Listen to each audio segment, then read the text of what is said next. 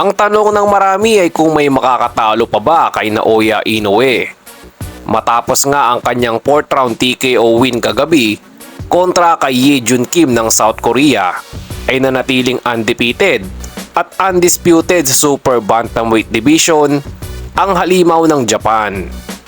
Agad na pinag-uusapan ngayon ay kung sino na ang nakalinya na makakatikim ng makamandag na kamao ng kinatatakutang Hapon.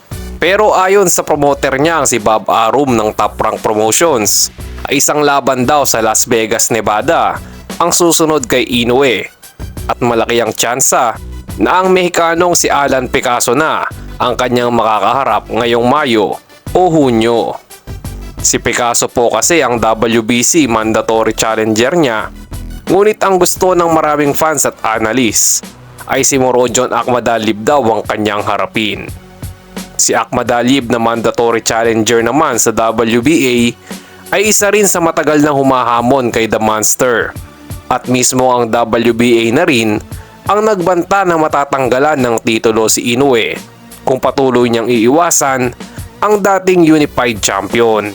Ang sagot naman dyan ni Inoue ay bakit pa nga daw niya lalabanan ang tinalo niya ang si Marlon Tapales.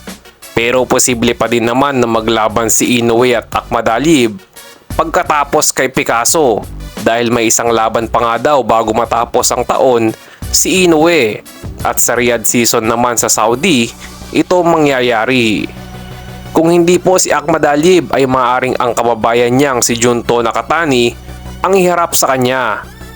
Pero tayong mga Pinoy boxing fans ay umaasa pa din na mangyari sa lalong madaling panahon ang inaantay na laban ni The Monster at nag-iisang angas ng Pinas na si John Riel Cuadro Alas Casimero. Samantala ay kumpirmado na nga po ang mega fight ni Saul Canelo Alvarez at Terence Bud Crawford ngayong Setyembre sa Las Vegas, Nevada. Mismo ang Team Crawford po ang nagkumpirma ng laban na yan.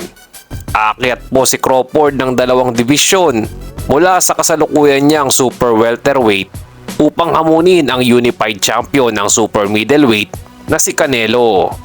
Pero bago yan ay may laban muna daw si Canelo ngayong Mayo at ang IBF champion na si William Scal ang kanilang target upang maging undisputed muli sa super middleweight.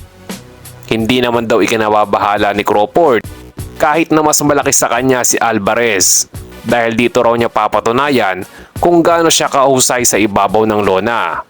Paghahandaan din daw niyang mabuti ang kanilang magiging bakbakan. Ang labang Alvarez at Crawford na siguro ang pinakamalaking laban ngayong taon at maaaring si Alvarez na nga ang magbigay ng kauna-unahang talo ni Crawford.